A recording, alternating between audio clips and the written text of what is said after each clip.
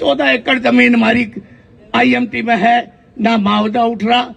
School ने आगे बढ़ाओ तो वहां करो, इन गरीबों का मकान नहीं टूट रहा। ये की मानेसर नगर निगम से आजाद उम्मीदवार के रूप में मेयर का चुनाव लड़ रही डॉक्टर इंद्रजीत यादव ने शुक्रवार को निगम क्षेत्र के दर्जनों गांव का तूफानी दौरा कर अपने समर्थन में वोट मांगे।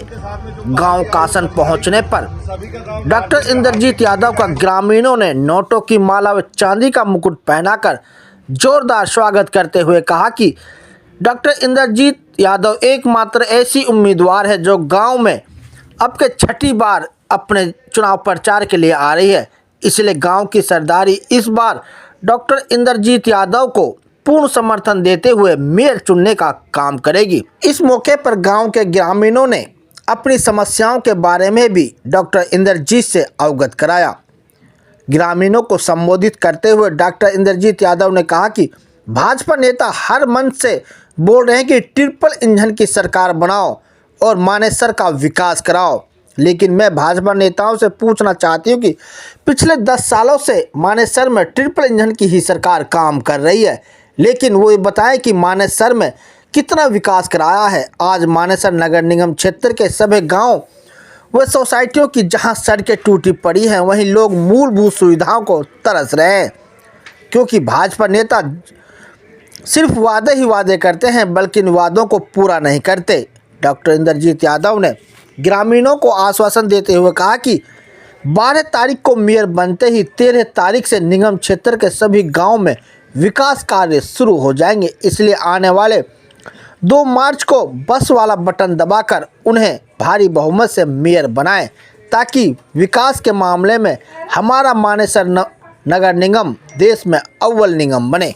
इसका ऋण शायद इस जन्म में कभी नहीं चुका सकती, क्योंकि इतना प्यार नाहरपुर गांव से मिला है, इतना सम्मान मिला है कि जिसकी तुलना कभी नहीं की जा सकती। मैं आप सबका दिल की गहराइयों से धन्यवाद करती हूँ।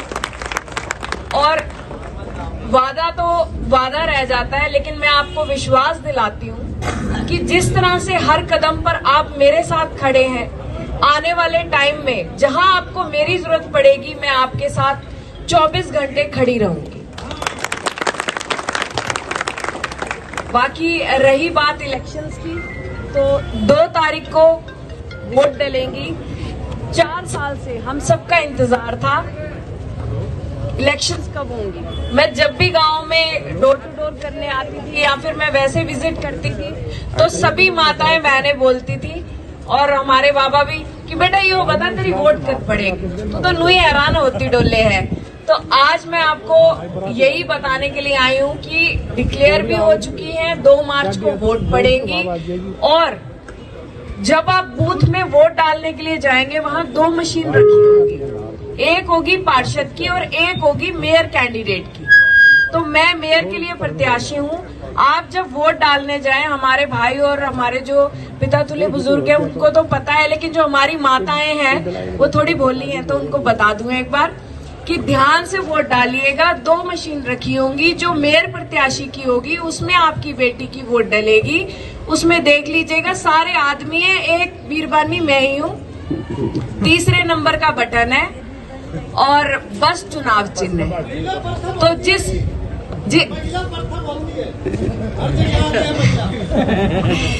जिस तरह से शुरुआत बस से हुई थी, तीर्थ यात्रा की बसें चलाई थी, आप सबके से मिलना हुआ था, एक गहरा रिश्ता बना था और सौभाग्य से वही बस का चिन्ह आपकी बेटी को निशान चिन्ह मिला है। तो अब इस बस में बैठ जाइए, जैसे तीर्थ यात्रा करी थी वैसे ही वोटों को भर के और ईवीएम मशीन में डाल दीजिएगा। और आने वाले समय में ये जो चुनाव है, ये एक व्यक्तिगत मात्र का चुनाव नहीं है कि भाई डॉक्टर इंद्रजीत यादव लड़ रही है उसका चुनाव है, नहीं, ये आप सबका चुनाव है।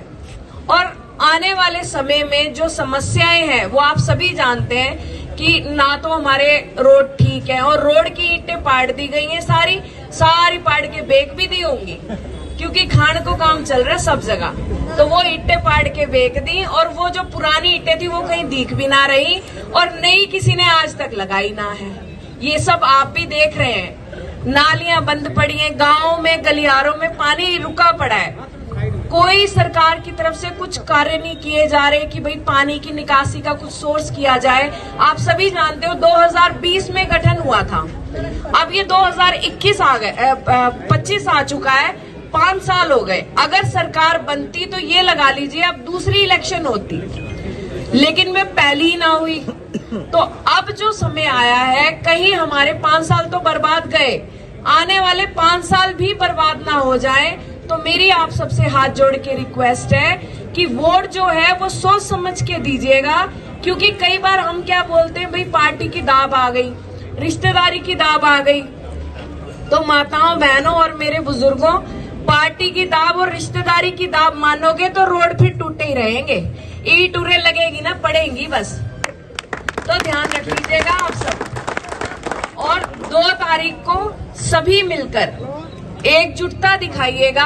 अगर आप चाहते हैं कि मानेसर नगर निगम के सारे काम हो, और मैंने शुरू से कहा है कि काम किया है, काम करेंगे, जन जन का विकास करेंगे, तो ये विकास कार्य तभी होगा जब आप मेरे हाथ में कुछ मजबूती देंगे। क्योंकि अभी तो मैं भी आम जनता हूं, आपकी तरह गए, लाइन में लगे, धक्के खाए, वापस आ गए। और अगर कुछ काम करवाना है, किसी की अगर सिफारिश भी डलवाई, तो वो अगले की मर्जी करेगा कि ना करेगा। लेकिन अगर आप लोग मेरे हाथों में ताकत देते हैं और मेरे पास मेयर के पद की कुर्सी आती है, तो मैं आप सबसे विश्वास दिलाती हूँ आप सबको कि उस कुर्सी का, उस कलम का उपयोग सिर्फ और सिर्फ आप सबके विकास, मानेसर नगर निगम के विकास और वृद्धि के लिए होगा, मेरे पर्सनल किसी निजी इस्तेमाल के लिए नहीं होगा। तो मैं आपसे अपील करूंगा, क्योंकि डॉक्टर इंद्रजीत यादव एक ऐसी नेता है, ना तो किसी नेता की मेहरबानी से नेता बन रही है, ना किसी पार्टी की नेता मेहरबानी से नेता बन रही है, ये सिर्फ देवतुल्ला जनता की मेहरबानी से नेता बन रही है। तो इनकी जवाबदेही सिर्फ जनता के प्रति है, किसी व्यक्ति या किसी नेता के प्रति नहीं है। यदि आप लोगों की जो हक बनता हमारे क्षेत्र का, वो हक से सरकार से लेना हो, चाहे नखरा से लेना हो, वो लेकर रहेगी डॉक्टर इंद्रजीत यादव। और ये भ्रम फैलाया जा रहा है, या हम अभी सुन रहे हैं, कई जगह सुनते समाचारों में कि भाई 1 इंजन, 2 इंजन, तीसरी इंजन। अरे भाई 3 इंजन वाली हमने आज तक सरकारी नहीं देखी। आप चाहे रेल का इंजन देख लो, चाहे हवाई जहाज का इंजन देखो, 2 इंजन तो सुने आज तक। भाई 1 इंजन खराब हो गया, दूसरा लगाते, अरे तीसरा इंजन कहाँ से आ गए? ये सिर्फ आप लोगों को गुमराह करने की बात है। मेयर के अंदर एक संवैधानिक पद है, मेयर खुद के अंदर एक ताकत है, मेयर खुद की सरकार है, मेयर का अपना बजट होता है।